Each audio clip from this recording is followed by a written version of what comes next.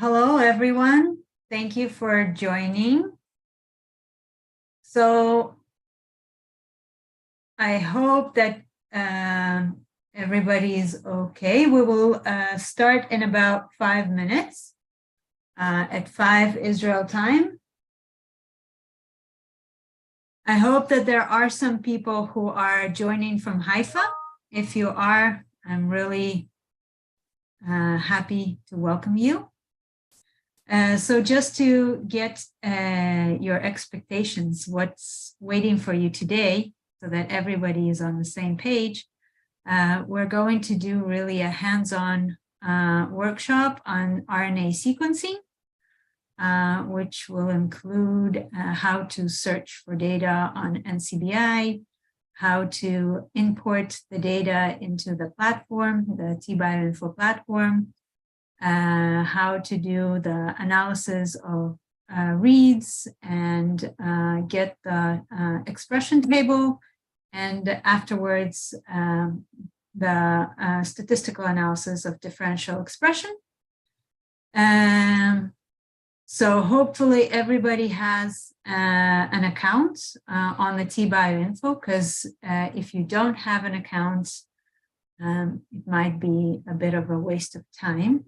If you have any questions regarding accounts and running pipelines, in the chat, there is an email that you can use to ask for help.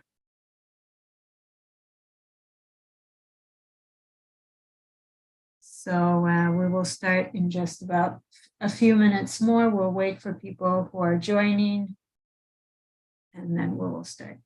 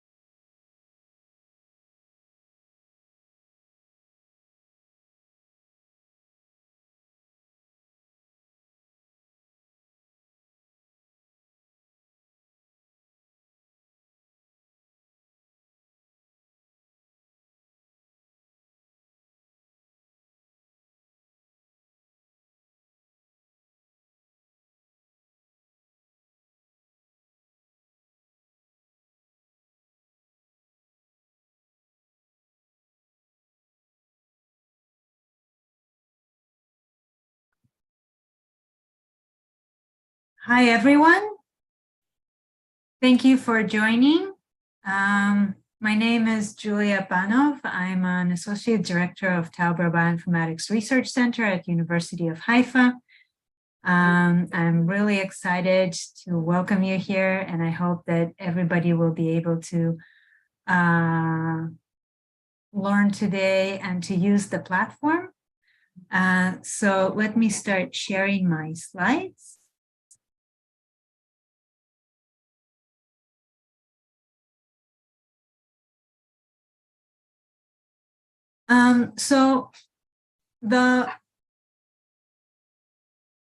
So our plan for today is goes something like this. We will talk a little bit about sequencing technology, especially Illumina, which types of files you will get from the sequencing facility. Then we will talk about major steps of analysis or what you can do with these files. Then we will also speak about finding public domain data on NCBI, how to find this data, and we will use one of the projects or data sets on NCBI as a exemplar project. So we will download this this data, and we will actually run the pipelines. So while we will do this, we will also know how to get into the T-BioInfo, how to start running your pipelines, how to get the results, what you should be expecting from the pipeline. And finally, we will talk a little bit about statistical analysis of the expression table, in particular, differential expression analysis, and the files that you can get from there, and also a dashboard that will present all the graphical graphs and all the tables that can be used for publication if you're thinking about publication, or to share it with your collaborators or somebody who you want to share your data with. And finally, we'll speak a little bit about biological conclusions and how you might start thinking about the results of this type of a pipeline. Just a quick question about if you don't have an access to the T-BioInfo platform and you would like to run pipelines together with us, please write in the chat. We will try to help you. Okay. So about the sequencing. Today, we will talk about one particular type of sequencing and new generation sequencing, usually done on Illumina machines. So on the left, you see the library preparation step, where you have either genomic DNA or mRNA sequences, which are then fragmented or cut into small pieces, and adapters are added to these sequences, and this is called a sequencing library. Now, after the library preparation, the individual cDNA molecules are clustered on the flow cell. You can see it here on the cluster amplification graph. For sequencing biosynthesis, where fluorescently labeled nucleotides are attached, and each round of sequencing, the growing DNA strand is imaged to detect which of the 4 fluorescence nucleotides has been incorporated. So you generate reads of about from 50 to 500 base pair. Usually they can be either single end, so we're reading from one end, or pair end reads, which means we're reading from 2 ends. sorry, I missed the slide. So this is incorporating the fluorescent labeled nucleotides into the reads and then sequencing or reading them. So what you get as a result of this sequencing procedure is a FastView file, which which has 4 basic lines for each read. You have a read identifier, the actual sequence of the read, then some separator line, which is not important, and then the base quality. And the base quality can be important for further data analysis, because that's how you know how to clean your reads from bad quality reads, for example. So the basic steps of analysis include quality control of the reads. Then after the quality control is done, then there is alignment on some reference. It can be either a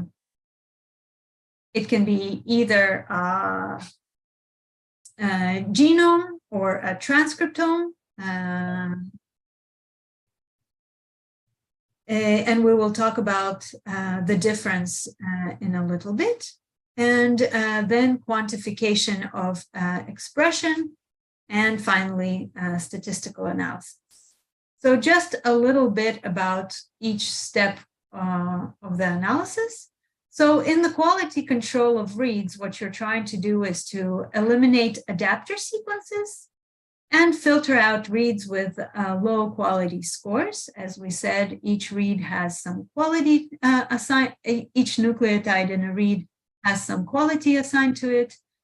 So you can filter out parts of the reads or whole reads which have low quality.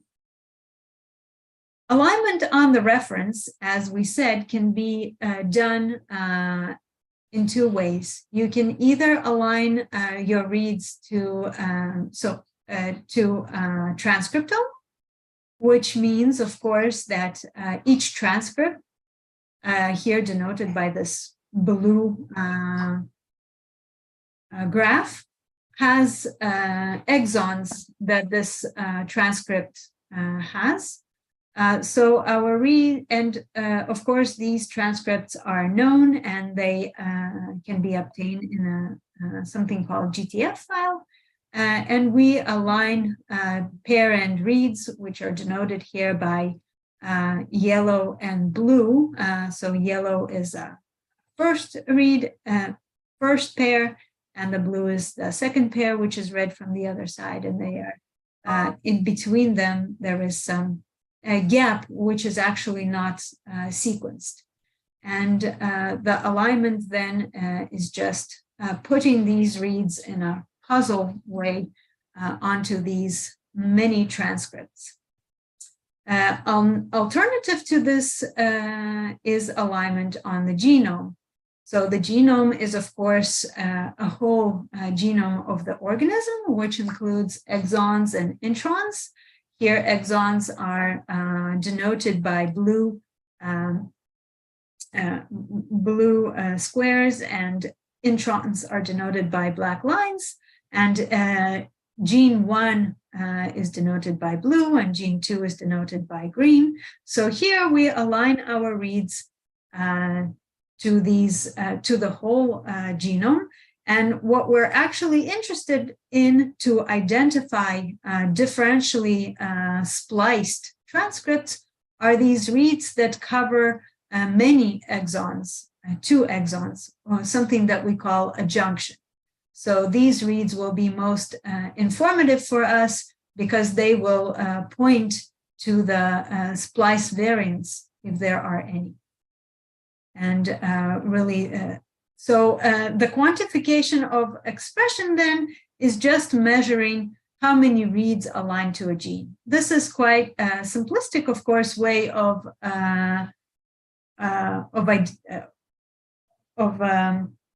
saying what is the quantification of expression, because of course each gene or each transcript has its own length, and there are quite sophisticated algorithms that perform this quantification. But for our understanding, it is helpful sometimes to think of it as a just how many reads align to each gene. And of course, statistical analysis. Today, we will talk only about one way of analyzing our data, which is comparing expression of each gene in group 1 and group 2. And we will use a particular algorithm, golden standard, which is called DSEQ2. So this is all nice and fine when you have your own project and you have your funding and you can sequence your own project. But sometimes the sequencing is not possible because of there is no funding, or maybe you already found some interesting molecular mechanism in your own data, and you want to check in other models of similar to your model, for example, whether this molecular mechanism is really active. So many times we can look for publicly available data, and most of the data sets today need to be published, need to be uploaded to NCBI database before they can be published. So this is really a good place where you can start looking for public domain data. And so here I found one of these public domain data sets, and I'm a neuroscientist, so I'm interested in brain and brain development and neurological conditions. So I chose a project related to my field of study, but of course, NCBI database has many different types of data. It includes RNA sequencing, whole genome sequencing, exome sequencing, sometimes proteomics data sets, DNA methylation data sets. Yes, please. I think you can just speak. I mean, we're not a lot of people, so if anybody would like to ask a question, I think we will be okay. I was hoping it's going to be a bit more interactive. Did anybody raise a hand? Would you like to ask? No. Okay, so let me, for a minute, just share with you the NCBI database. I need to new share, and then I will just share my screen. Okay, so if you will look for NCBI in Google, you will see this page, and here you can find almost any data imaginable, really. So, for example, if I'm interested in brain science, I could, in aging brain, I can write aging brain, something like RNA-Seq, because we are going to analyze RNA sequencing data. Of course, there are many other data sets. So as you can see, there are 191 data sets related to aging brain. So if we press on this, there are many data sets. And I chose this particular data set because it's actually quite small, and we could quickly understand. Oh, there is some chat going on.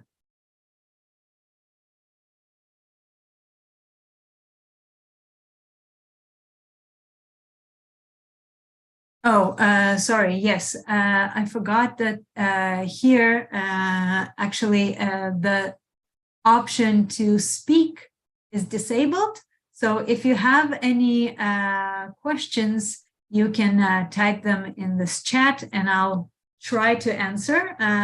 Maybe I won't pay attention all the time, but I will try to do my best. So is there any specific computer system specification needed for RNA-seq data analysis? Well, today we are going to do the analysis on the T-BioInfo platform, which is a platform that includes also RNA sequencing data analysis, but also many other types of analysis and analysis of different types of data. So if we go to this data set, we will, and all data sets on NCBI look something like this, look similar. What we have is a small summary of the data set. So actually what was done in the experiment. Sometimes it is helpful to read these small summaries to think if this matches your particular research interest, if this data set is suitable for you. It also has the actual files with the reads. So those are the files with the reads.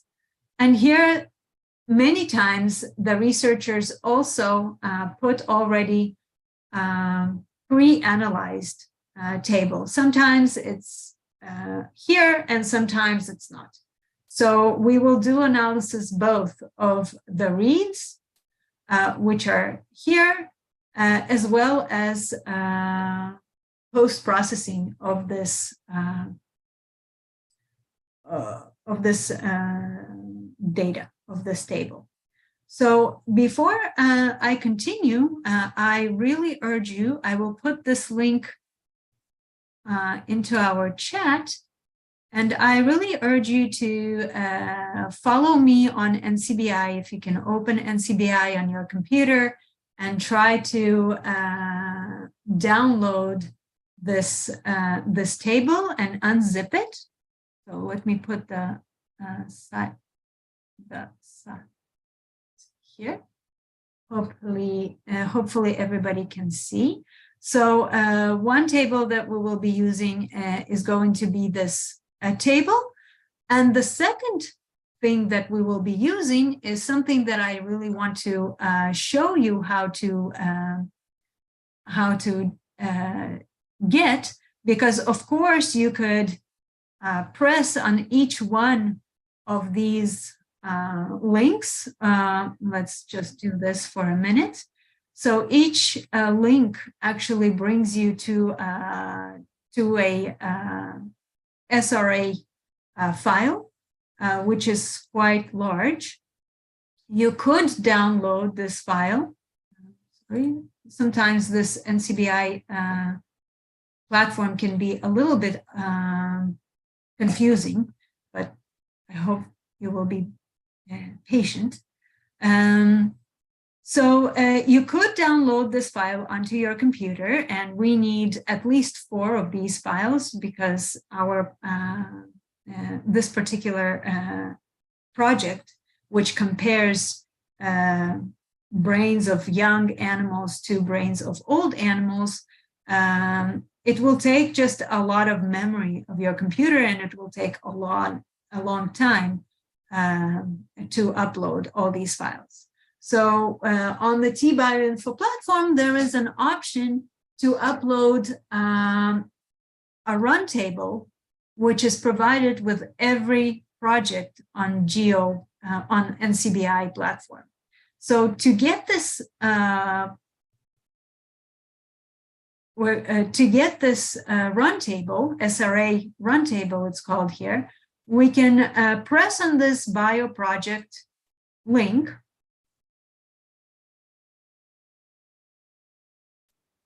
And And it gives us SRA experiments, 4 experiments. So we will press on this 4. And now we can press on the send to. As you can see, these 4 files are here. And we can press here on send to file. And here we will change to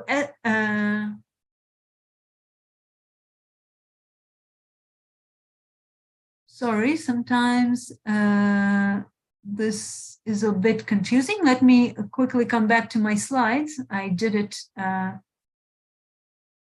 Yes. So we pressed on bioprojects. We pressed on SRA experiments and sent to file and run info. Let's see if we can get to run info, file, and run info. And we can create this file. And just to check what this file contains, let's look at this run info file. So this run info file actually is a format that includes names of our samples, not regular names. From this file, we are not going to be able to tell which samples are from old animals and which samples are from young animals, but we can go back to NCBI and check exactly what is the metadata or which sample is from old animals or from young animals. It tells us also the average length of the read. So the average length of the read here is 300. It also, the most important thing for the platform, for the T-BioInfo platform, is this link, of course, from where the platform actually downloads all the data. So if you are trying to download this NCBI run table, make sure that the table you downloaded includes these download paths. And another important information is the library layout, that it is paired. And sometimes you might find here the name of the organism, which will be the name of the reference genome that you are going to align all your reads to.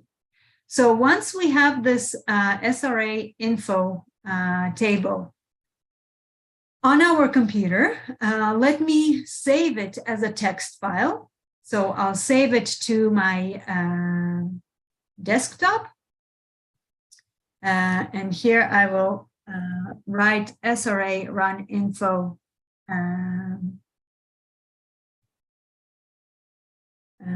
aiding brain. And I will save it as a tab delimited file. And now, so now I have this table, which instead of uploading my reads every time, I will just upload this table and be able to run the pipeline on the platform. So let me just come back to my presentation. Can somebody please write in which format? Can you just answer me if you can see my transitioning from the presentation to the Google? Is it visible? Because I'm not sure. Yes. Okay, great. Thanks. Okay, in which format should we download it? You can download it as a, it usually comes, the file usually comes as comma delimited file. So you can download it into your Excel or into any text editor, Notepad, Notepad++, whatever you are used to.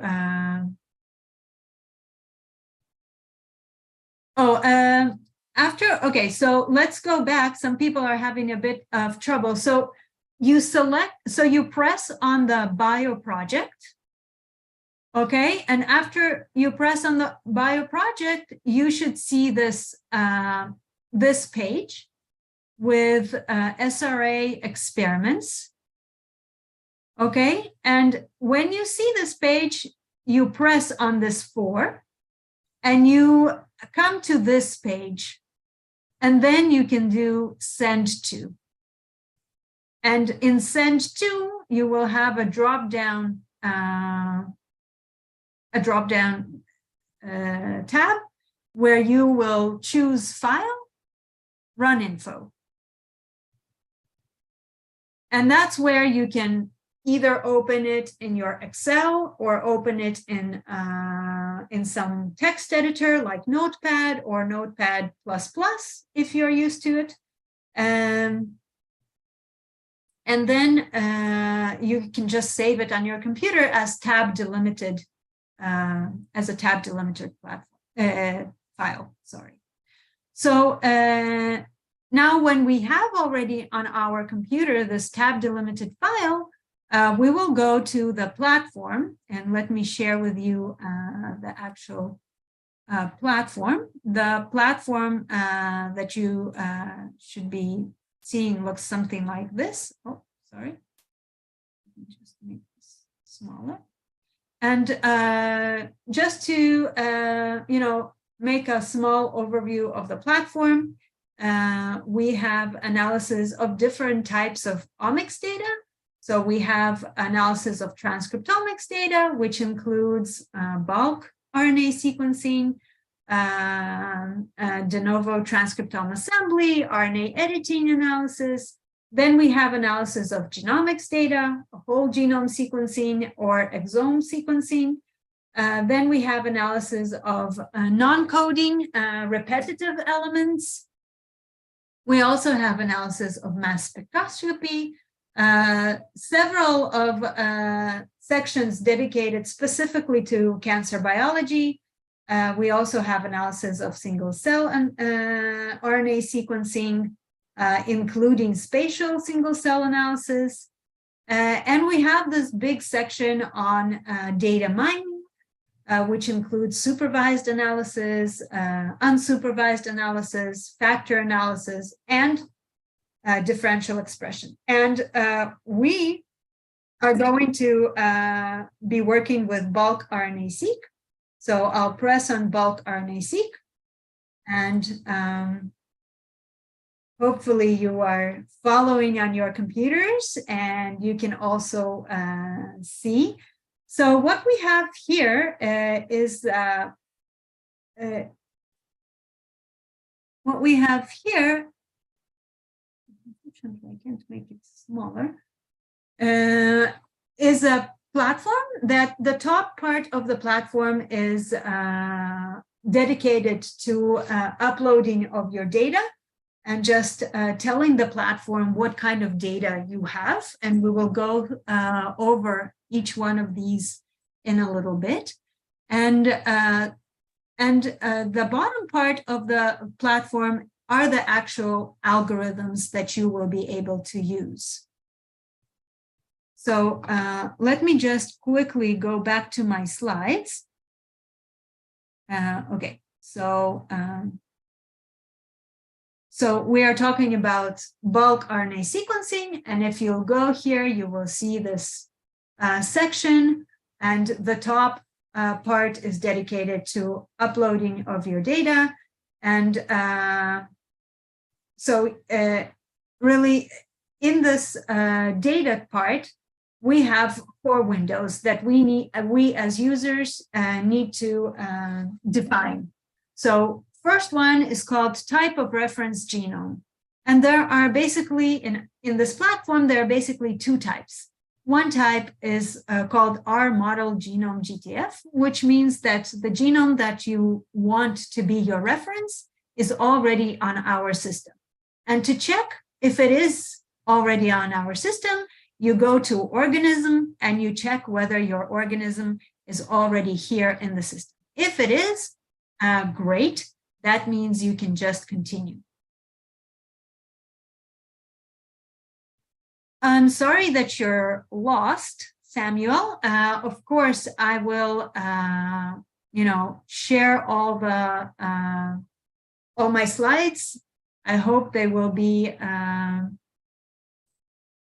understandable. But if you can just write to me where exactly you're lost, I might, help you out a bit as we go along, because really we are not that many people, and I was hoping that this is going to be a bit interactive. So if you're lost, you can just try to write where exactly you're lost, and we'll try to help you along. So maybe I'll go a bit. Okay, if you're not able to register for the platform, there is in our chat, there is an email you can contact called Support PineBio. Let me write it again for everybody who is not able to register. You can, get in touch with them and try to get yourself registered. I hope it works out. So if we'll go a few slides back,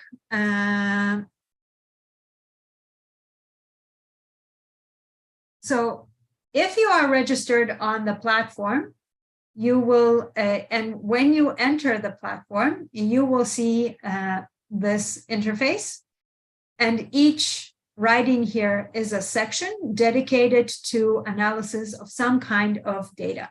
And we are working with, today, we are working with RNA sequencing data, bulk RNA sequencing data. And while I'm saying this, I might as well also tell you that if you are thinking about single cell RNA-seq or metagenomics, there will be an additional workshop in a few days on Tuesday that will be dedicated to analysis of single cell RNA sequencing and to metagenomics data. So if your research is related to single cell RNA-seq or metagenomics, join again on Tuesday. But today we're doing bulk RNA sequencing, and also this is one of the easier sections to work with. So it's going to be, I hope, quite straightforward. So when you press on this bulk RNA sequencing, you will see this. This interface, which is basically divided into two parts. The top part is the data upload part, and the bottom part is the actual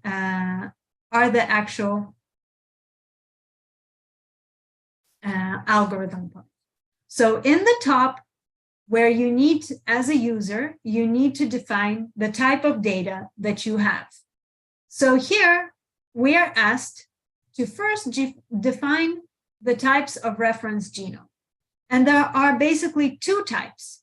One type is a genome that is already on our platform, and you can check if it is already on our platform by here you have organisms, so you can just click on this arrow and you will see which genomes are already on our platform. Let me just go back to the actual platform to show you how it looks. So we are talking about this type of the genome. There are two types. One is our model. When you press the bulk RNA sequencing, nothing happens. It's best to contact the support.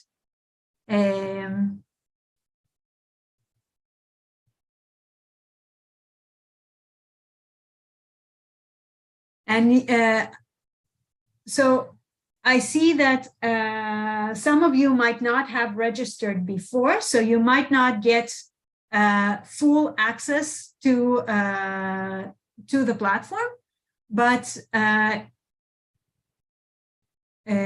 so you can you can reach out to the support at PineBio, and they will be happy to help you along.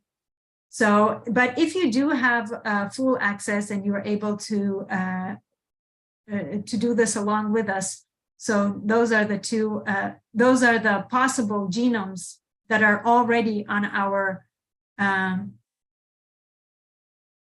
that are already on our platform, and we are going to, the project that I chose is a project with mouse brains. So we are going to choose Mus musculus. This is the genome of the mouse.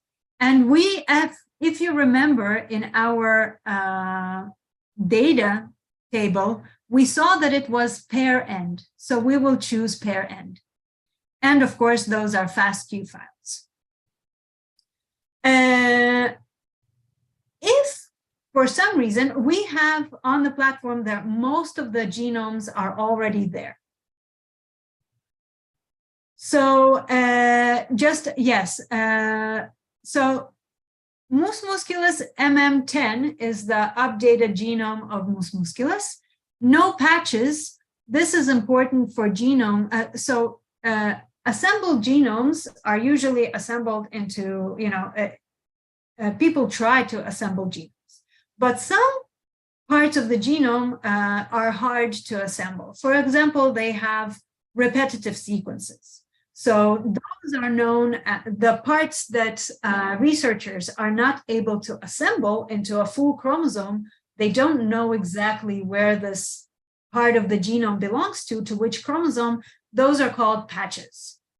So, so MM10 genome has some of these patches, which is fine. Those are parts of the genome that we're still not able to assemble.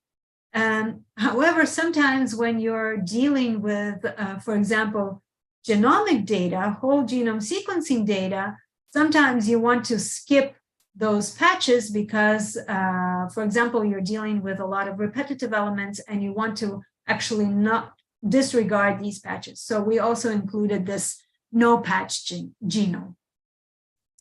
Hopefully this is understandable. So if for some reason your genome, your organism that you are working with is actually not here, not in our, not in this list, you can always go on NCBI and download the genome of your particular organism. And then if you have, for example, this downloaded genome, and you're working with some exotic animal, then you would choose our genome, and you would the system will ask you to upload your FASTA file, which is an assembly of the genome, to the system. But we are working with a regular mouse, so we will stick to this. And after we selected what type of data we actually have, we will press this file upload. And there are several ways to upload your data. First is, of course, upload the files. And as we said, when we downloaded the file from NCBI, the read files are big. They're, we saw there on NCBI that it's about, let's go back and see how big they are. So this is 1.9 gigabytes or 2.2 gigabytes. So, uploading it, first downloading it to your computer and then uploading it to the system will take a lot of time. Sorry, we were in here. So an alternative to this, there could be two alternatives. First alternatives is if you have a link to the files, and this can be an external link, like from SRA. You could also get a link of each file individually and just write the link here. Or it can be an internal link, meaning that, for example, you made sequencing in some sequencing facility, and you have a link to Dropbox or to our system. We already put your data on our system, so it's an internal link. So any of these links can work. And another possibility is uploading this NCBI run table, which we actually are going to use, because we downloaded this run table, so we are going to upload it right here. So let's upload it. It was on my desktop, and it was called SRI Run Info Aging Brain. So I will upload it here. And when it's uploaded, I will submit this file. And the file is submitted, and there are actually two ways of analyzing it. And here I have to think a little bit. I can just ignore these groups, and if I want a regular expression table, for right now I don't really know which groups, which sample belongs to old mice, which sample belongs to young mice. I can just skip the groups or press cancel no groups and continue with my analysis. Alternatively, I already know that I want to do differential expression analysis, so I need two groups. One group of young brains of mice, and the second group of old brains. And then I would like to do a comparison. This is also possible, but we're going to do it in two steps. The first step will be just getting the table, and the second step will be doing the differential analysis of this table separate. So for now, we'll just cancel no groups. I want a table which includes all my samples. I want to get that. Okay, great. I'm ready to start the actual analysis. So the obvious choice here is start. And here we are trying to help you along. Let me just remind you of the analysis parts. I came back to my presentation because okay, sorry about this. We already did all this. We chose the organism, we uploaded, and we already came to here. We chose cancel no groups, and we are back to our actually making our pipeline. So just a reminder of the steps of the analysis. Sorry.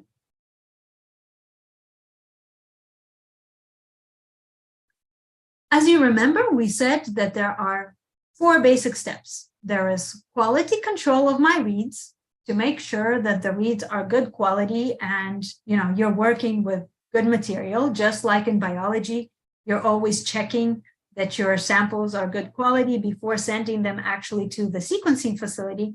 The same is true for here. You want to make sure that the data that you're analyzing is good quality data. Next, we will do alignment on the reference genome or transcripts. We will see. Next, we will quantify the expression, meaning that we will want to see for each gene how much of this gene is expressed in each sample. Yes, we are going to make, sorry, I'm trying to, so there is a question in the chat, and Nisar is asking, are we going to make groups in later steps for differential expression analysis? Yes, of course, we will get to differential expression analysis. I just wanted to show you, how to get the expression table, because obviously sometimes you don't only have 2 groups. You might have a data series, a time series. You might have, 3 groups, 4 groups. So it's not always differential expression analysis. So first, I just divided those 2 into 2 parts. We will get the table and then work with this table and put the samples into groups. So yes, it's going to happen. And finally, sorry, there's another question. Pooja is asking, we saved the file as text, tab delimited, but the file uploaded is on the form of SRA, not text. No, SRA files are the actual files. Let me check what we uploaded. The SRA files are, it's a special format for NGS FASTQ files, which is a compression of this file. So we uploaded a text file. Let's quickly do this again. So I will go to areas of analysis. I will go again to bulk RNA-seq. We will again choose the relevant genome. We will choose pair ends, and we will upload our file. So here we will upload my file, which is in text format. Okay, so we will upload it in text format and submit. So those, I see what you mean. You mean that these are SRA. That's true. This is actually just the name of the actual files which will be uploaded to the platform. So of course, the platform is not going to upload this text table that we gave it. It will go to the link that is in the text table and upload the actual read files. That's why it's asking me to group the actual read files and not the text table that I gave it. So it's, you know, smart. It knows that it needs to download, according to the link that provided in this table, it needs to download the SRA. So that's why you have this SRA files over here. Okay. So back to here. Yes, we were talking about the steps of analysis just to show you that these steps of analysis are actually hidden here. And when you are used to looking at our platform, which you will get used to in just a few times, it just takes, you know, 1 or 2 times to try it on your own. And then you understand that all sections look the same and they're actually the same. At first, it might look a bit complicated, but actually you will see that we divide the algorithms into parts. So for example, here you have pre-processing part of the algorithms, which means quality assurance or quality control. Then we have alignment part, and alignment part is quite hard. And this is because you need to understand, as you remember, there are 2 types of references that you can use. You can use a transcripts as reference, and that is easy.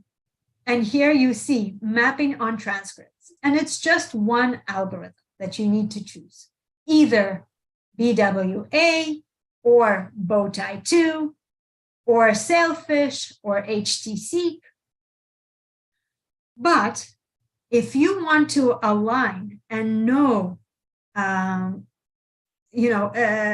splice variants in your data, for example, as you know, transcripts that are okay, so as you know, probably genes, something that we call genes, are actually nothing biological.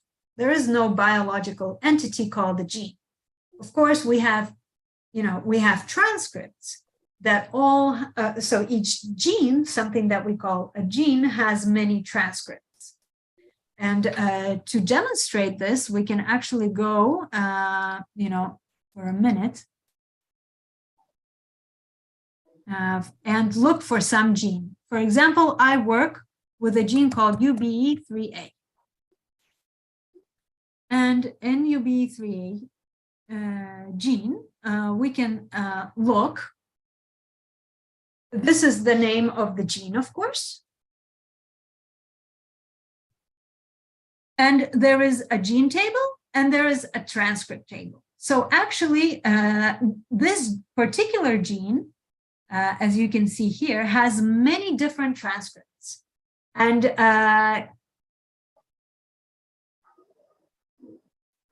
Just a minute, somebody is asking, is it possible to work directly with gene expression measurements files from string tie output and define own groups based on gene expression? Yes, of course, we will do this in a few minutes. When we will actually run this table, we will work with already downloaded gene expression table, and we will do the differential gene expression analysis. But I just wanted to say that if you are familiar with these notations, here the squares are exons, and there are introns, and of course each transcript is a collection of exons and introns, or a collection of exons actually. So if you are interested in particular isoform that might be appearing due to some disorder, then you might want to really align all your reads on the genome and find this alternative transcripts that are not available in the GTF file. A GTF file is a file of all known transcripts. So sometimes we know that some disease causes differences in expression of some transcripts. And if you are really interested in that, you might want to consider running a more complicated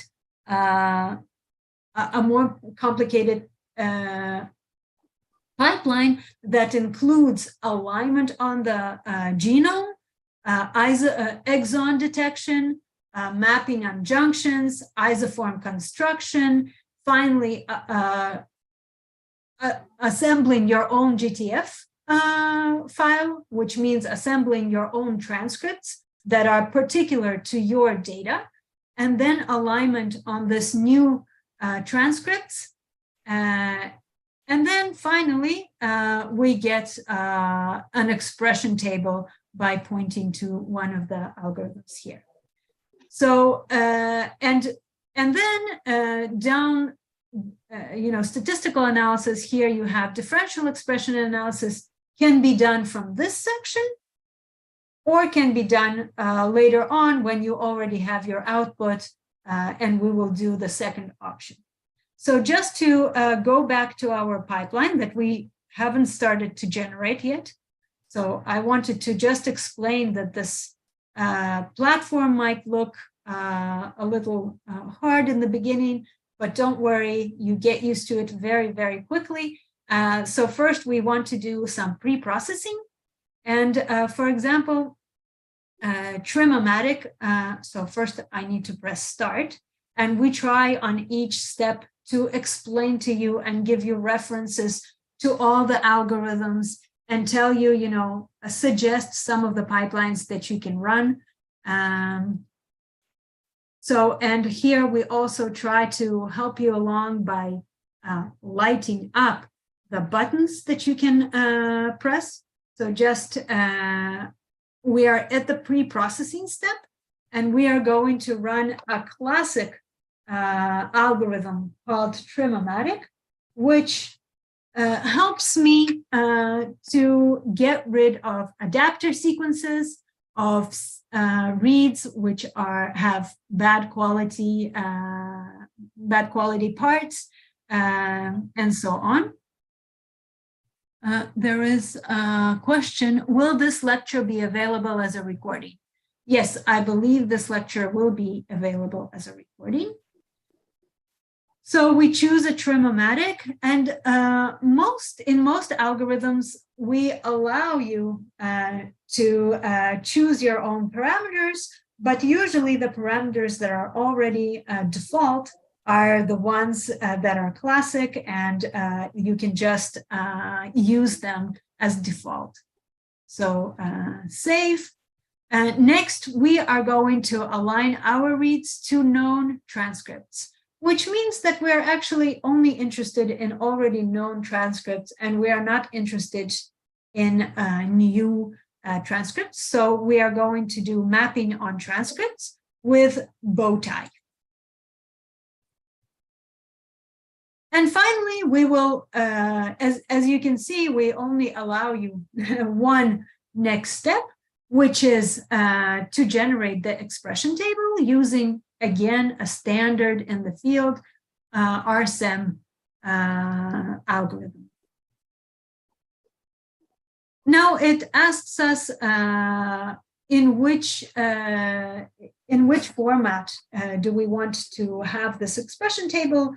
Will it be in read counts, expected counts, or in FPKM or in TPM, which are internal controls, internal normalization ways of normalizing, for example, normalizing by the length of the transcript. And in reality, we actually, because you can put FPKM here, but in reality, you will get both the FPKM file and the raw read count, because raw read count is important for such algorithms as DSEQ, EdgeR, and other statistical methods of doing differential expression. So doesn't really matter. Then you end this pipeline. Please don't forget to save it. For example, and once you save your pipeline, it will appear under your pipelines later. So you might as well save it with a, some name that will tell you afterwards. For example, I will say aging brain, November, 6th. And don't forget to run the pipeline.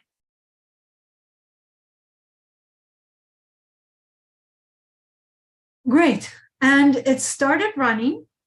And actually, this is a pipeline that requires a lot of resources. So it's a long pipeline. It takes a lot of resources computationally to align the reads, the almost 2 gigabytes of reads for each sample. So it will take a few hours to actually run. Of course, it does not run on your computer. It runs on cloud on our servers. So you don't have to wait for it to run. You can just close your computer and you will get notified by an email that your pipeline has finished. Or you can also in a few hours just check my pipelines. And of course, I'm working with this platform a lot, so I have a lot of pipelines. But this is the one that we just ran. It just started processing and uploading the data. But you can see that that all my pipelines are saved here, and I can always come back to them and check what I had there. So just yesterday, I was running the same pipeline so that I could share it with you today, and we wouldn't have to wait 5 hours. So here's my pipeline that I ran already, and this is how your pipeline, if you ran it right now with us, this is how your pipeline will look like in a few hours.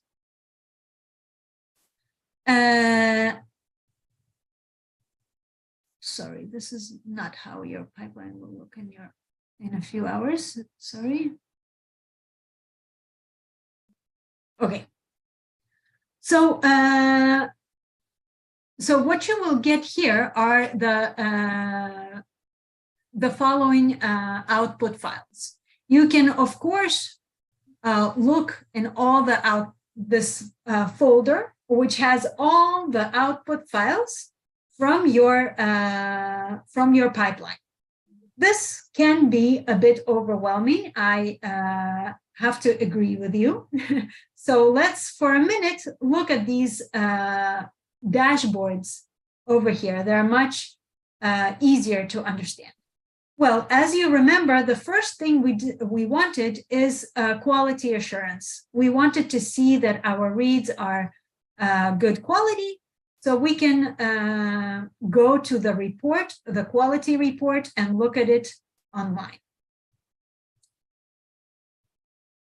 And maybe you have seen these files before, these reports before. There are two very famous algorithms for quality assurance. There is multi-QC and fast QC. So here we have each file, and as you remember, each sample was pair-end sample. So we have 2 files for each sample, actually, and you can see by the name of the file, -1 means read end 1, and -2 read end 2. And here we see the percent of reads which were duplicates. Okay, we see the percent of GC.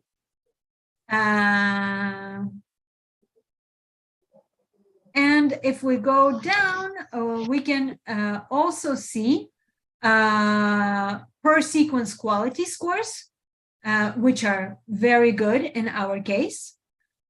There is a bit of a problem with per base sequence content. You expect the sequence content to be, randomly distributed, so about 25% of all. But we can see that in the beginning of each file, of each read, we have about 14, maybe a bit less, maybe 10 base pairs, which have a strange, a bit of a strange distribution of T, C, A, and G's. But this is actually a regular thing. So these can be excluded from the analysis by using Trim-O-Matic, which we did. Next, we are checking GC content, and our samples seem to be all right. Another interesting thing to look at is length distribution. And as you can see, it's also okay. Most of our reads are above 150, which is expected because, as you remember, in the NCBI table, we saw that both ends were 300, so 150 on one side, 150 on the other side. Next, we have this is an interesting graph, which you can really use, is overrepresented sequences. So the algorithm actually calculates how many percent of reads have some k-mer, so sequence, some short sequence, which is overrepresented in your data. This can mean some contamination by some technical sequence that you might want to get rid of manually later on. And of course, there is, just a minute, there's another question by Ezekiel. Could you just mention the recommended percentage for each parameter, if possible? So what you're looking for really is the parameter. Usually this multi-QC gives you, warning signs. So for example, with duplication levels, it tells you that 6 out of your samples, out of your 8 samples that we had some problem with duplication levels. And you can see that actually more than 10 reads, the red ones are the warning sign ones. So here you have each sample and how many reads have which percent of duplication level. So for example, in sample SRR 21851086-2, so second end, it has more than 10 reads are duplicated in 40% of the reads. More than 10 base pairs are duplicated in 40% of the reads. But if you look down here, more than 100 sequence, more than 100 times, so 20% or just a bit less. Now, in RNA sequencing, the usual duplication level is about 15–20%. This is supposed to be an okay. Sometimes you get to larger duplication levels. For example, like here, you have 45%. This can be a red light. Maybe I should go back and check. was, if it's my own data, of course, I can check what happened to the this sample. Did I do, too many PCR amplification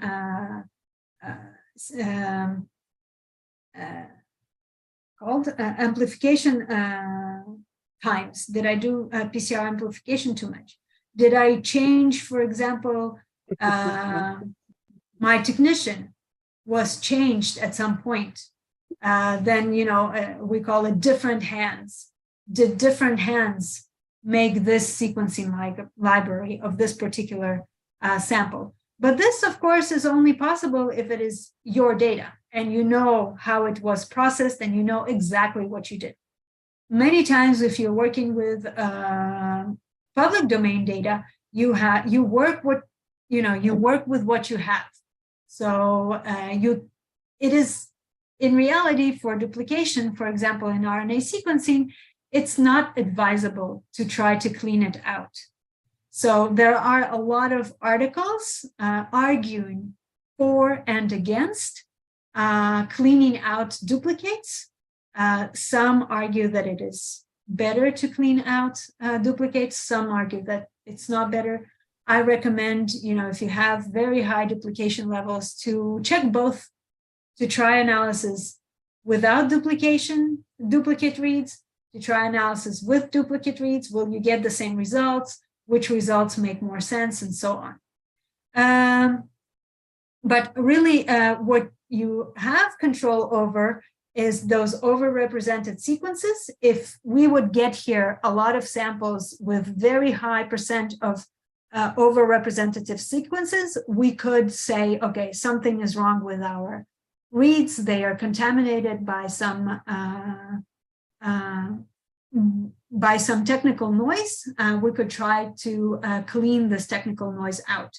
And of course, if you have a high percentage of adapter content, this is easy to fix by using Trim-O-Matic. We can always cut adapters, and Trim-O-Matic already has a lot of known and standard adapters for Illumina and other machines already in its database. So it checks if these adapters are present in your reads and cleans them out. If you know, if you know which adapters you have been using, of course, manually, you can also tell Trim-O-Matic, also on our platform, which adapters exactly you want to clean out, and you will be able to do that. So this is a little bit about looking at the quality of your reads, and it looks like our reads are okay. We can also look at this other graphs and see what they say about our samples. Here, what you see is a box plot of gene expression, overall gene expression in our samples. And we have 4 samples, as you remember. Here, the first read and the second read are combined. And what we are seeing here is that actually our average expression levels are pretty much similar in both the old brains and the young brains, which means that the distribution of reads is quite similar, and we don't have to worry about these samples having very, very different distribution of expression levels. So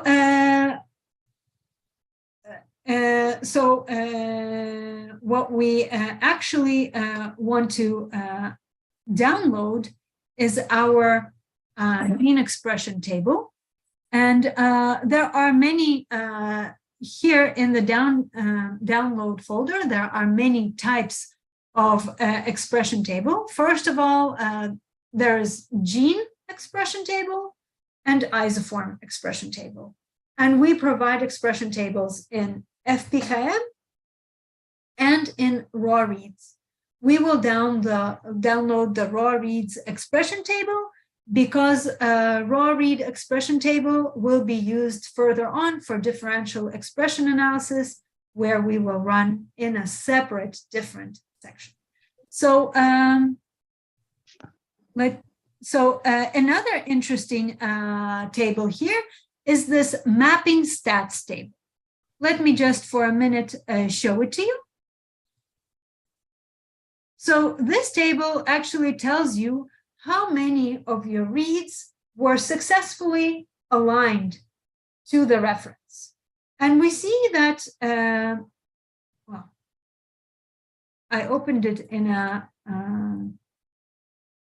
Notepad, but it's of course easier to look in Excel, so I'll just put it for you in Excel. So each two columns are dedicated to one sample, and you can see here the name of the sample. Here you see how many reads were in each sample, and you can see percentages. Okay, so this is one sample. Let me just divide it for you quickly so that it will be easier to look. So each two columns are one sample. So for example, in this sample 085, overall, about 80% of reads were successfully aligned to our reference. And remember that we aligned our reads to transcripts, to known transcripts. So this alignment percentage is quite good.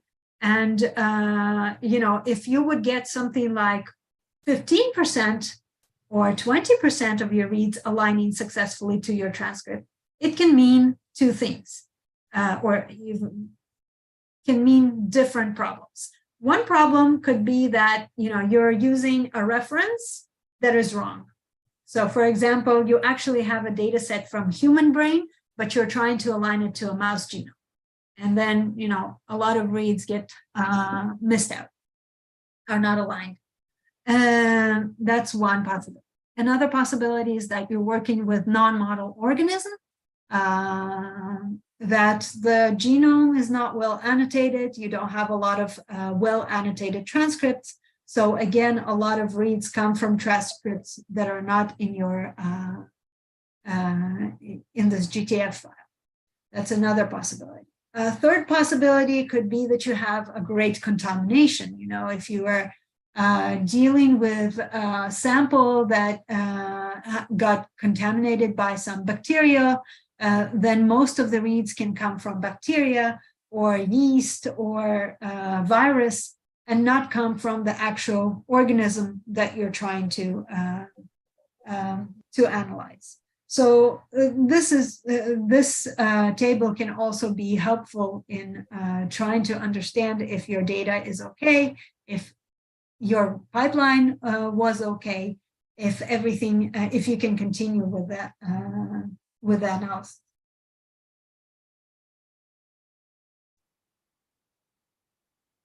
Okay, back to our platform and back to our download folder where we have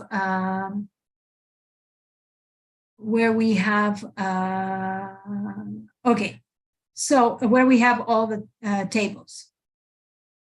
We're working on organizing these tables in a more comprehensible way, but what you can see here, for example, is expression of genes. If you look at the end of the name of this file, you will see expression genes FPKM.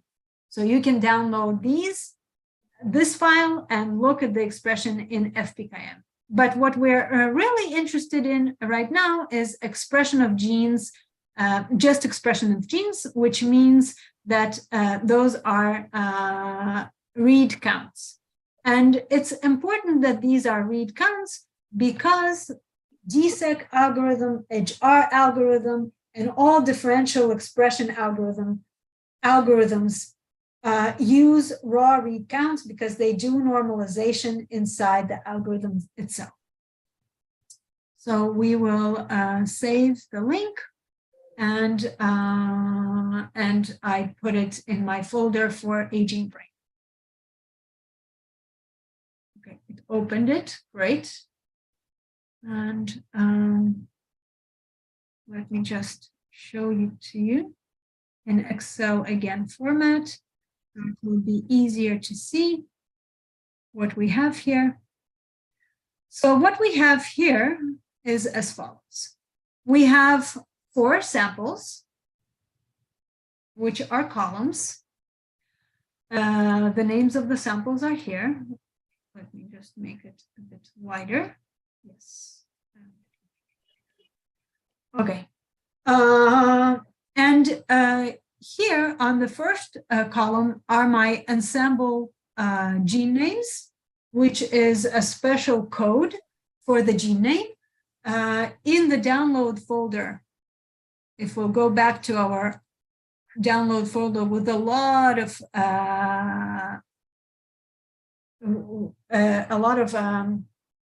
files, we will also see files that in the end is written with annotation.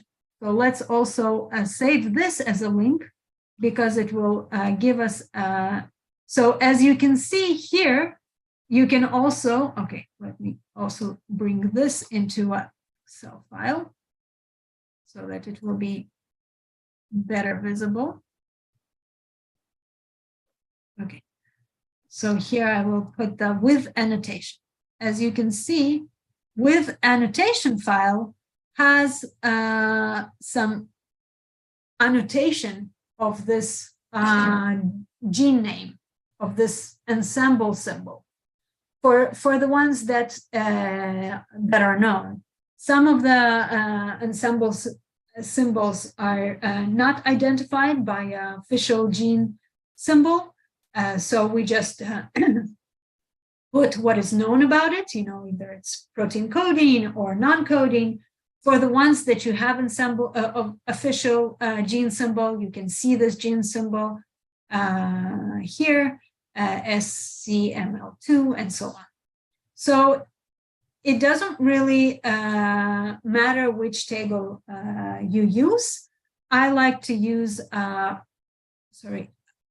raw table with no annotation, because later algorithms like DSEQ and EdgeR give us official name symbols and do enrichment analysis and so on, and we will do this in just a minute. What I wanted to show you is that the output file has all the samples that we ran with the expression. The expression here is in raw read counts. So now this table can be further analyzed on the platform.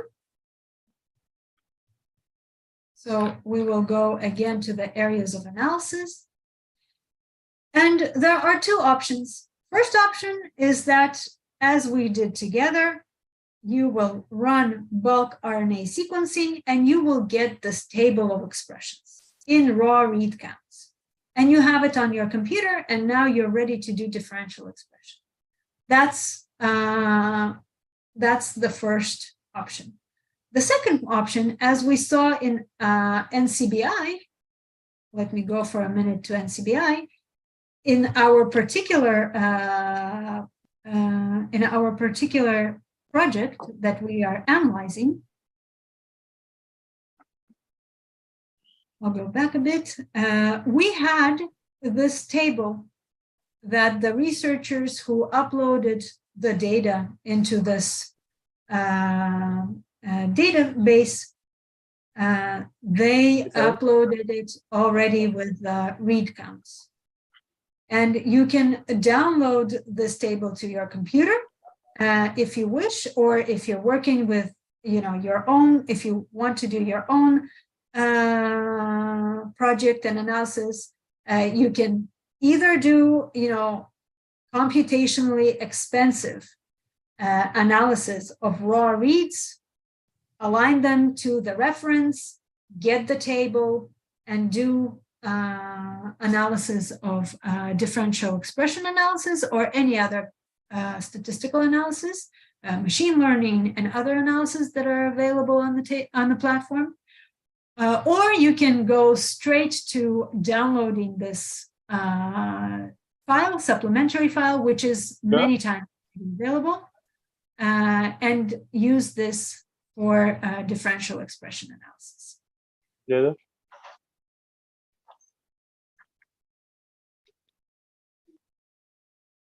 Anybody has a question? You can type the question if something is unclear, you can just type the question. I try to look at all the questions and answer them in real time. Hopefully it's helpful. Okay, so back to our platform. Let's imagine that we downloaded this, this file. And let's download it really so that we are doing it together. Hopefully you can go back to our NCBI page and download it together with me.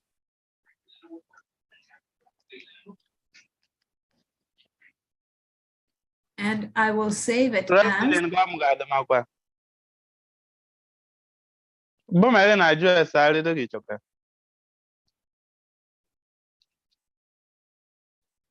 Somebody is unmuted.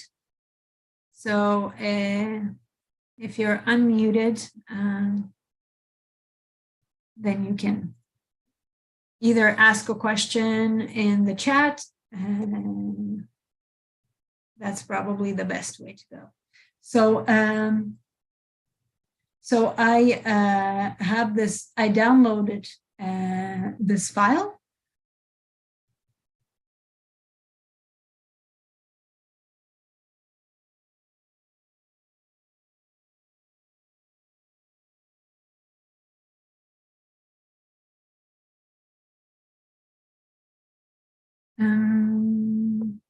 And now I will copy it to my folder where I'm actually keeping all my data for today's workshop. Okay, it is zipped, so you'll have to unzip it. I have extract files. Okay, and if you go, there is our file. Let's look at it. Is it similar to what we had in the past? And let's check. So several things that that are important to remember when using differential expression. To use differential expression, your table, with every algorithm, it's like this. Your table has to be in a particular format. And the format has to be as follows. Make sure that you only have one column of IDs. It can be either ensemble IDs or gene name IDs, doesn't matter, but it has to be one column. Okay, so let's stick with gene names just because a lot of biologists like gene names because they're more understandable than these ensemble IDs. So we will delete the ensemble IDs. Next, we check that there are no spaces in the names of your samples. So to do this, it's very easy in Excel. You can just do replace space with nothing, with, for example, underscore. And I'll do replace all. And I see that there were actually a lot of spaces in my names. So I corrected this problem. And the final thing to just check in your table is that you don't have any gene names that are repeated. Sometimes two ensemble IDs have the same gene symbol. This is actually quite often it happens. So, so to eliminate this problem, we'll just make sure that there are no gene names that are repeated. So I go to Data in Excel, remove duplicates by column A, so by my gene names. And as you can see here, I had 11 duplicated values, which means if I would not check that, probably my algorithm would fall and tell me to do it. So it's good that we checked. Finally, we have to save our file as tab delimited. So, File, Save As, and I'll just save it here together with our tab delimited gene expression, aging brain. Great. And whenever you have your own project and you would like to download data from NCBI, just check these simple steps. And I have it actually in my presentation. So anybody who lost me at some point, sorry about this. Let me just open my presentation again. Just a minute. Apologies, complicated. Okay.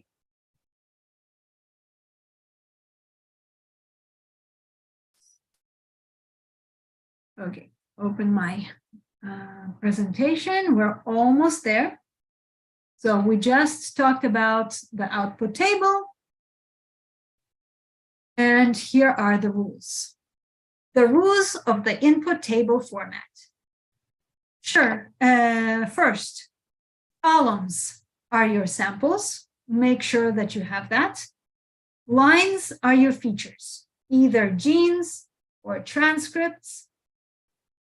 First column is the gene names or gene symbols or whatever ID you have for your name, but just make sure that it's just one column. There are no duplicate gene IDs, so make sure that you get rid of all the duplicates. There are no spaces in the names of the samples, so also get rid of all the spaces. It's very desirable to look at your data that you have no missing values, because of course, if you have some missing values, the algorithm most probably will not work.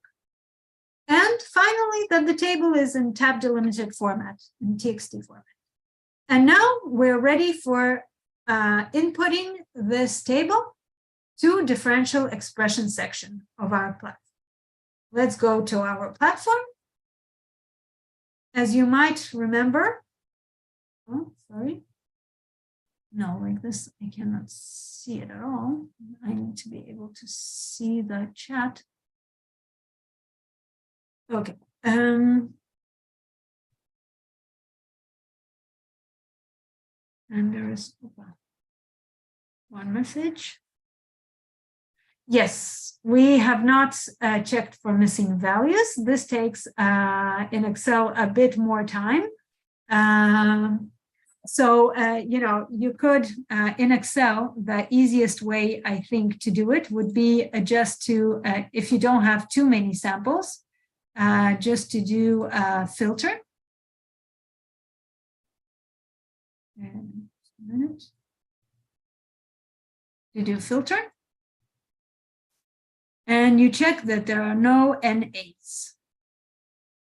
You see there are no NAs here. No NAs here, no NAs here, and no NAs here. And so this is a very easy way of checking your missing values in Excel.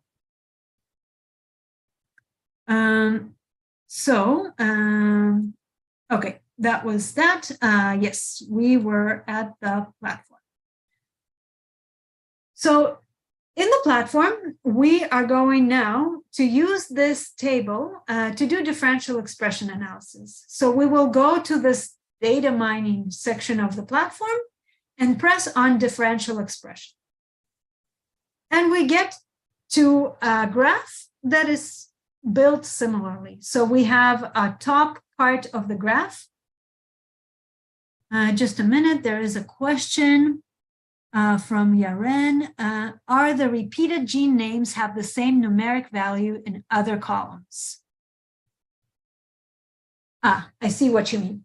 You're saying, probably, correct me if I'm wrong, you're saying, okay, but we got rid of some of the lines that had repeated gene names as some other line in my table. I don't know what I erased. Correct? That's what you're asking. How do you know that they are exactly the same? So yes, you are absolutely right. That's why I like to not go to official gene name, because that makes a lot of genes seem the same, but better to go to ensemble names. Ensemble names almost never repeat. I mean, never repeat. So if we would get rid of the gene name, we wouldn't have this problem at all. But we decided to make it, easier to biologists, because a lot of biologists are just used to names, official gene names. So it's easier to look at tables like this. But a lot of ensemble symbols, ensemble codes have similar gene name. They are not actually the same genes. This is important to know.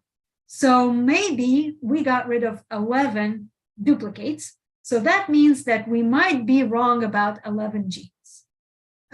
From about, let's see how big our table is. It should be about 15 to 20,000. Let me check. It is 19,500 genes.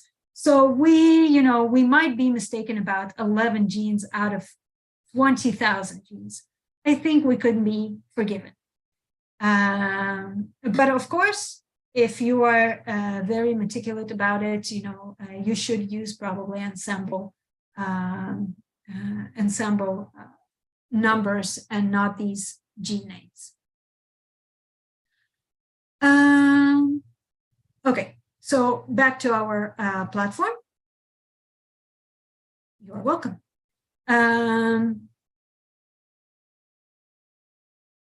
Again, the platform, I hope you are getting used to the way the platform looks. Usually we try to keep it, consistent across all the sections. So we have file upload above, and we will upload our file, and we try to make it, really bold. Please use raw read counts. It's important because a lot of people try to use FPKM or TPM counts, and GSEQ and EdgeR algorithms don't work well with these. They have internal normalization, which really it's not good to use with GSEQ.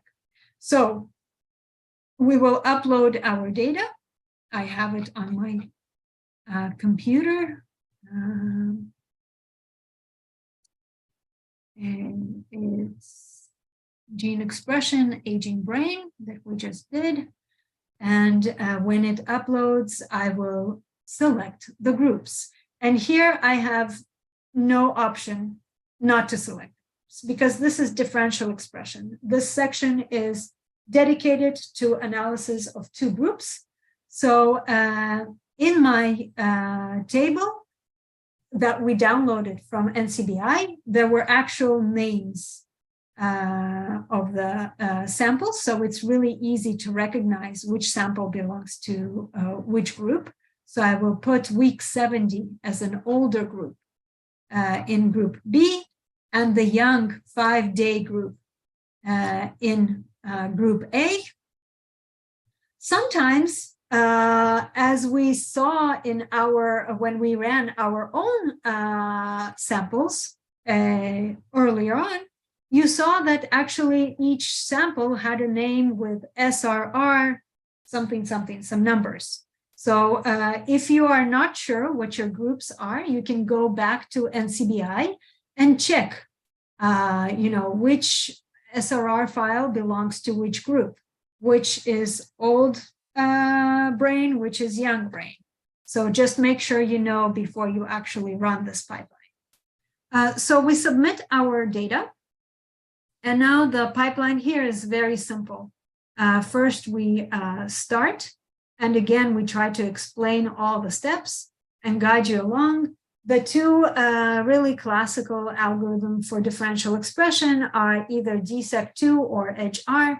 And DSEQ in recent years has become more and more popular. So we will also use DSEQ. And here we have several parameters that let's just read through and make sure that everything is understandable. By the way, if some parameter you are not sure about, you can always stand on this icon and we try to explain what this parameter actually means.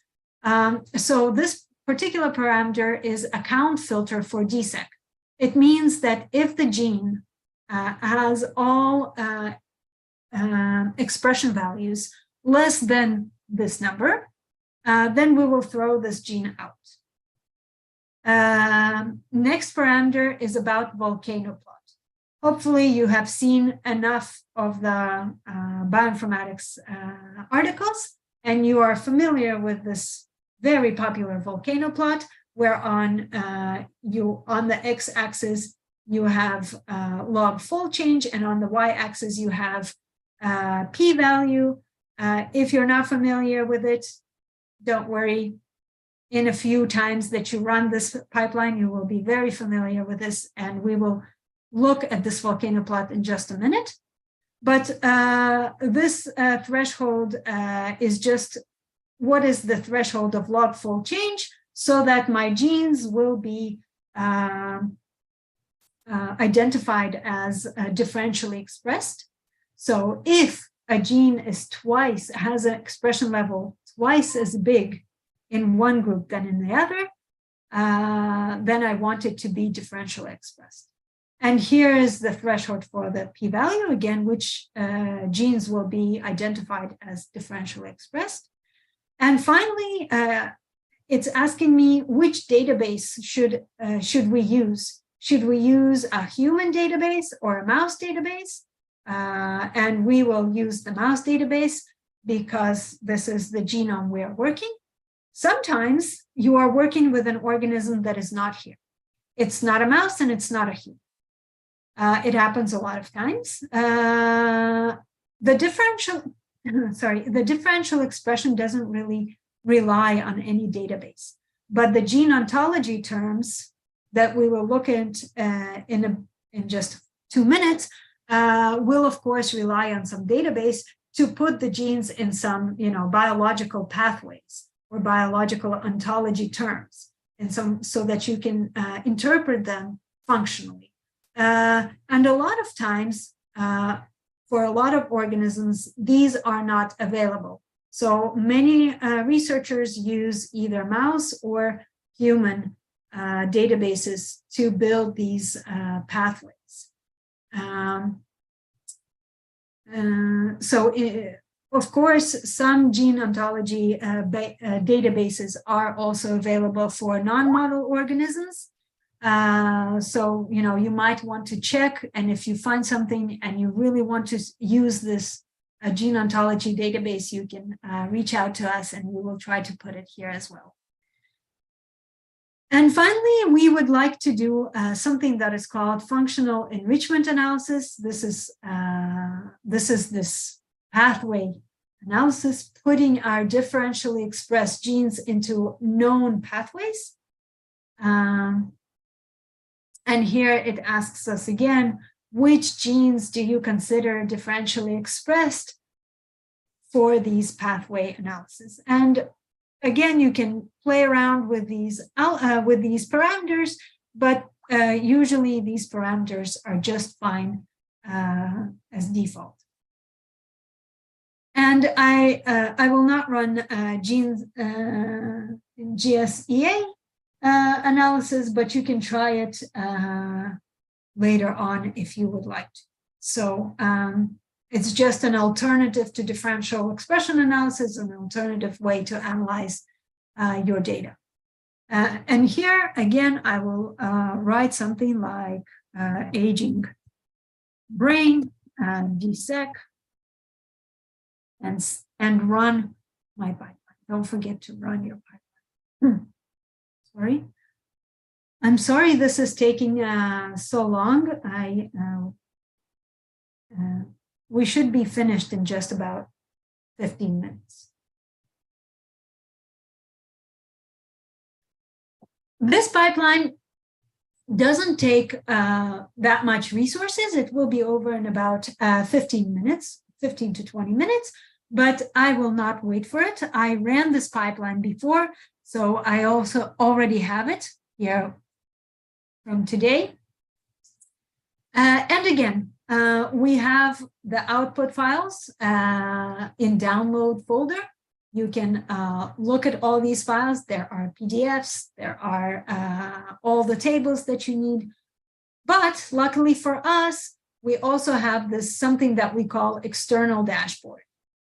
And external dashboard is our quite new addition to the platform, where we make available all the tables and all the graphs in a shareable format. So actually now, even if you did not have access to the platform and couldn't run the pipeline with us, let me share with you the dashboard so you can also look at the dashboard together with us, and the same in a similar way that you would share it with your collaborators, or go back to the same link and look at it again. So what do we have in this dashboard? First of all, we have the very famous volcano plot, where in red are the genes that are differentially expressed. Sorry, there is a question. How did you get the corresponding log p-values for each gene? I think I missed that part. Can you please explain? Well, this is actually done by this DSEQ algorithm.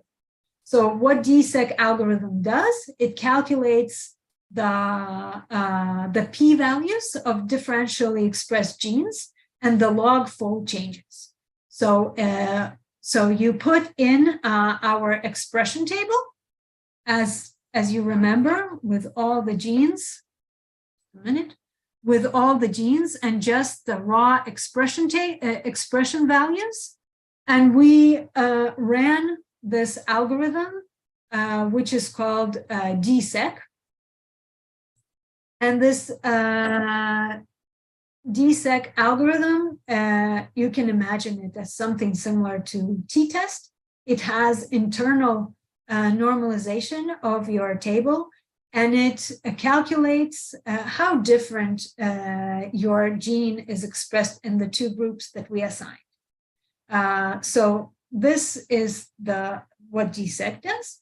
Then, so it gives you a table with p-values and with log fold changes and normalized counts. And if you want to see this table, it is actually right here in the zip file. If you will download the zip file, you will see a table. This is one way of looking at the table. Another way of looking at the table is now go into our dashboard, and there is a tab called Table. You can go to this tab and you can download DSEQ table. And this is the table. Let me, sorry about the format.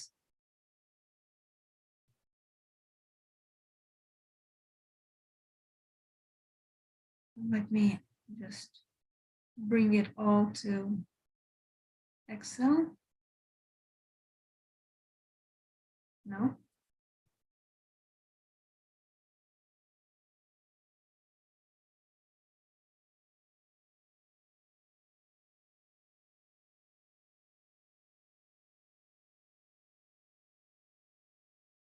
Okay, now I'm right here. Okay, let's go back to the table.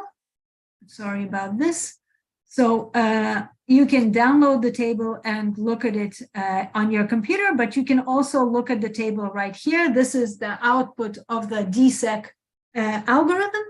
And what you have here are our names of the genes. And if you look closely, I'm sorry if this is not very visible. Hopefully this will make it better.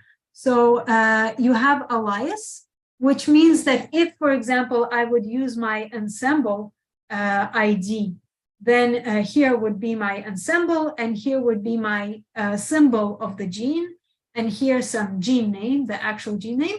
Finally, log2 fold change and p-value, including adjusted p-value and some annotation of this gene. So here it's very easy to see which genes are differentially expressed. And on the dashboard, we have volcano plot, where you can interactively change the thresholds either for fold change. You know, we said right now we're working with 2 times the expression, or with p-value. You can so here you can have change the log fold change. Here you can change the p-value, and you can see how many of the genes are upregulated, how many of the genes are downregulated. And in our particular case, this is just a great data set, you know, with lots and lots of genes that are differentially expressed. On the right side, you have a heat map. I just have to put it somewhere so I can see if somebody is asking. A heat map. Again, let me make it a bit bigger. In the heat map, you can see for example, you can change the number of genes that are differentially expressed. You can also change whether you're identifying your genes by p-value or by adjusted p-value. And you can see if the gene is upregulated or downregulated in old brain, so our group number 2. Can you please let me know if you can all follow me on this dashboard, if it opens for you and you can actually see the link? That will be really good. Yes, great. Okay. And finally, on the bottom, you can see, you can choose genes that are of your interest. For example, I might be interested in caspase 3. So I will add, you know, this gene and see that it is upregulated in my, so you might not see my, here. It is upregulated in prenatal brain and downregulated in older brain.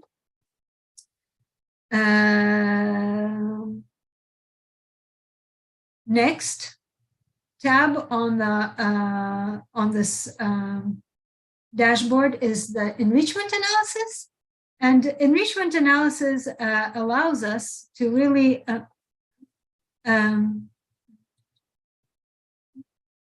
enrichment analysis allows us to understand the function of these genes. As you saw, we have so many genes upregulated and downregulated in our old brain that it's makes it really hard to understand what is the functional meaning of all these genes. So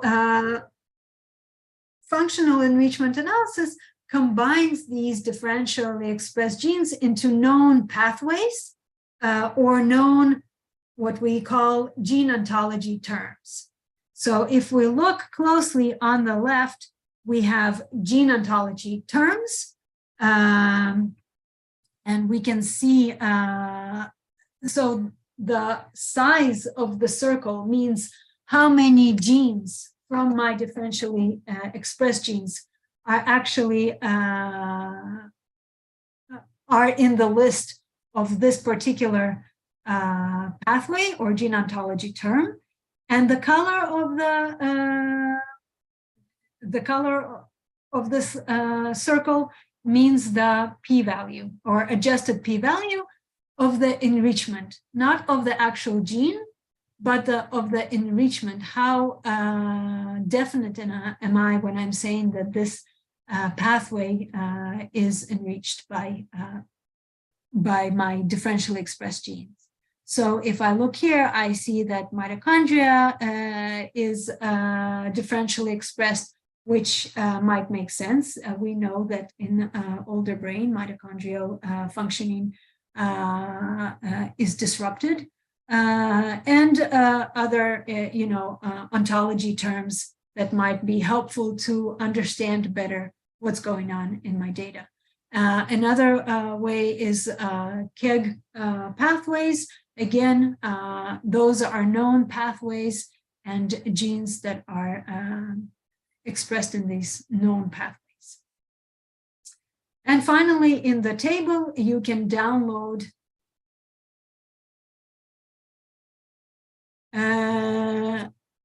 one question. Hi, Prasika. You're new to bioinformatics. These terms are somewhat new. How to understand this? Yes, I understand. This can sound overwhelming, gene ontology and pathways. This is less related to bioinformatics. I would say this is more related to biology. So if,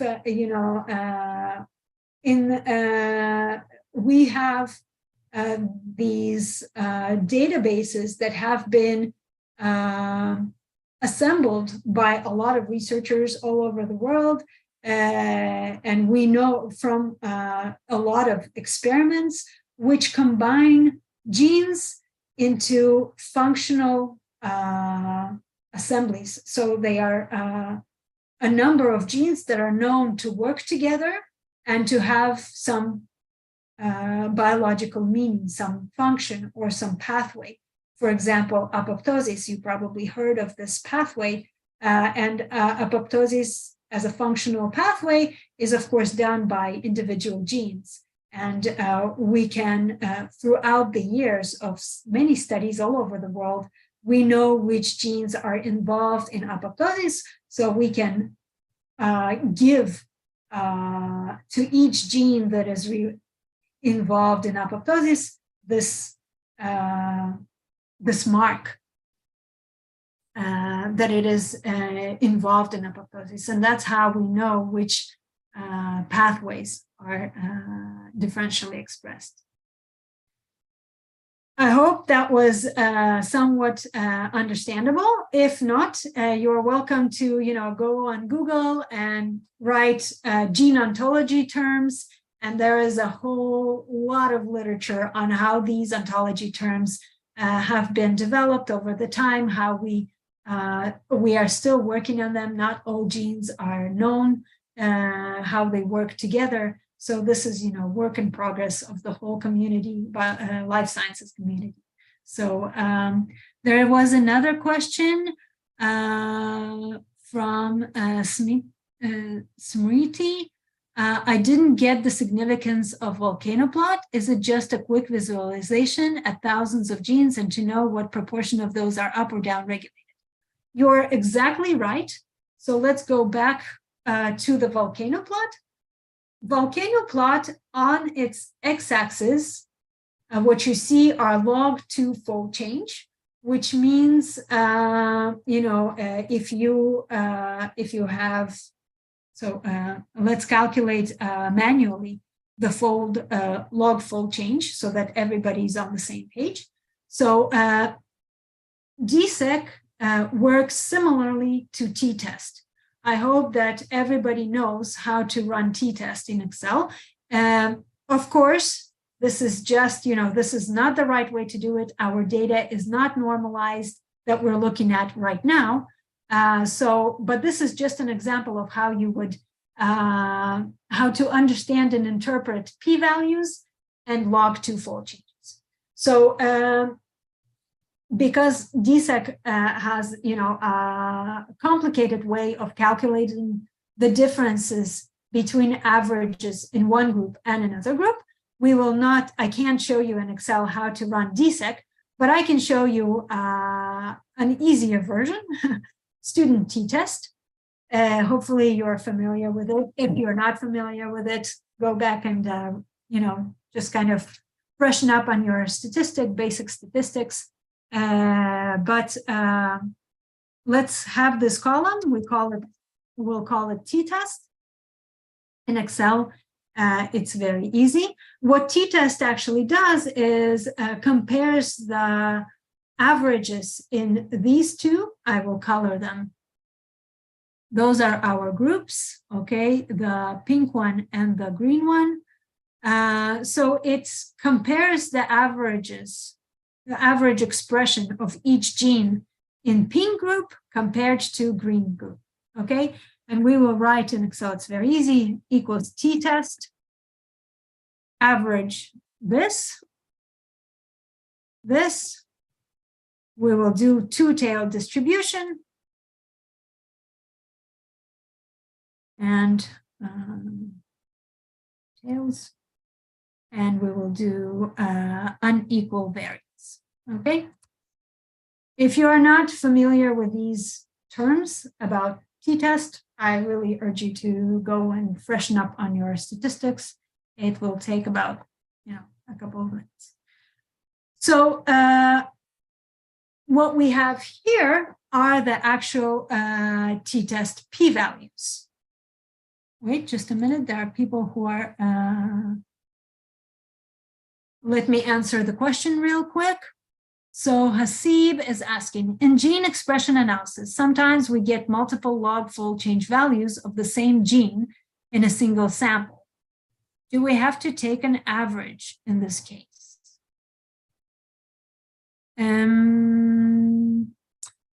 I don't know if I'm understanding you, Hasib.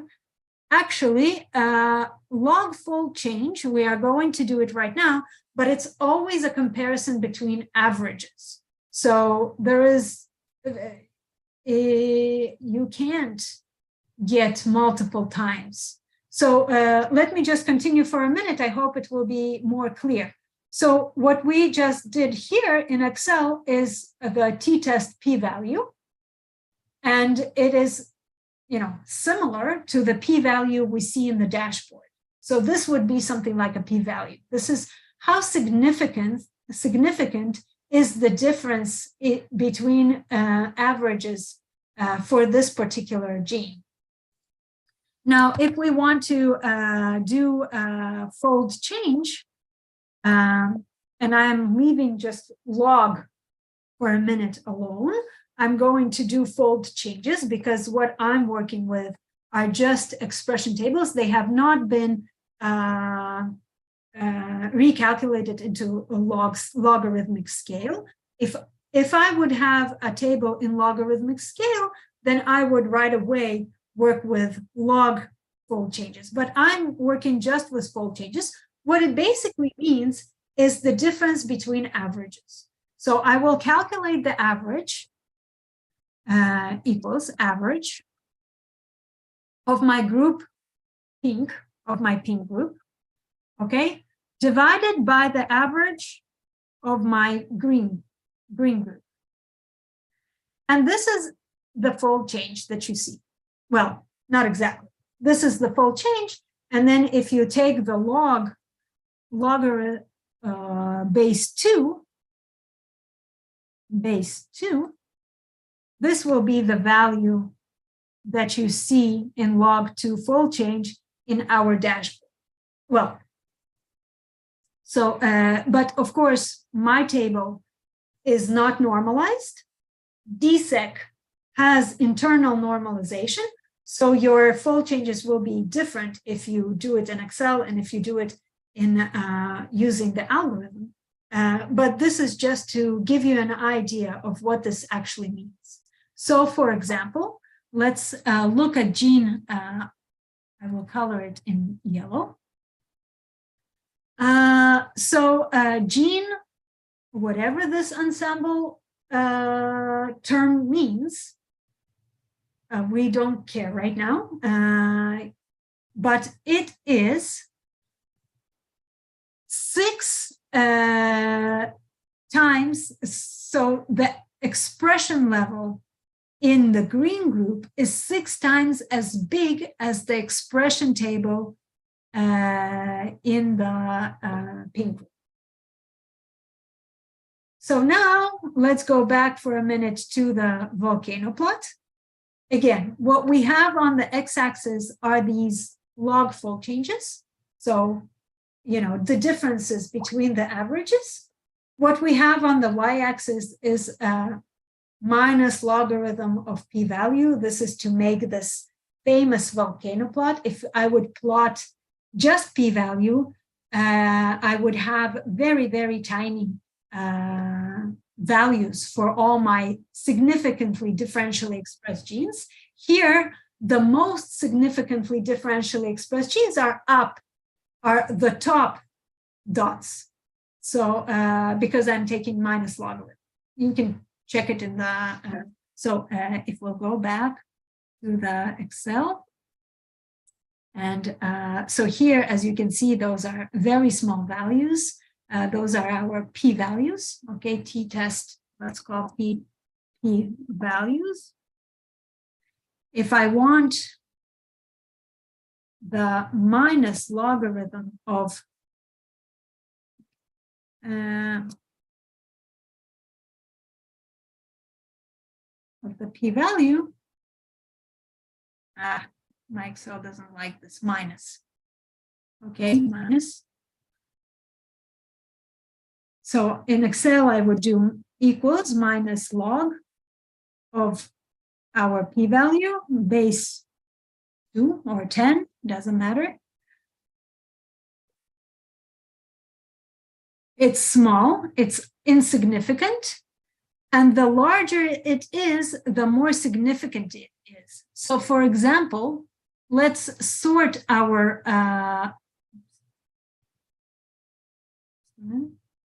got too big. Let's sort our p-values from smallest to largest. It will take a bit time. As you can see, small values, small p-values become big in minus log p-value. So that makes a nice graph over here called volcano graph. Hopefully this is now more clear. Then if we're clear on that, can somebody just give me a heads up that we're okay and we can continue? Basically, what you see on the next one on the heat map are normalized values of these genes, Z transformed values, so that it is easy to see which genes are upregulated, which genes are downregulated. So you know, you can choose a different number of genes. For example, I'm interested in I don't know, 5 most differentially expressed genes, and I see that caspase 3 is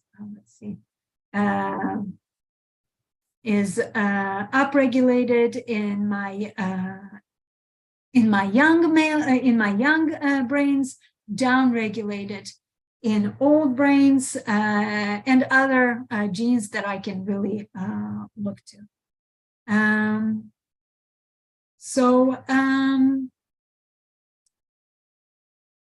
this is basically the end. If you have, you know, again, you can download all the tables, you can study your enrichment analysis and find functionally which functional pathways are important in the aging of the brain. Hopefully this was, beneficial to all who stayed until the end. Thank you very much for staying until the end. If there are any questions, comments, I'll be happy to answer. If you have any questions regarding access to the platform, you can write to the support of Pine Biotech. If you are joining from Haifa, thank you very much. And we will be happy to see you also in the office if you have any questions. Thank you very much to everybody for your attention and your patience.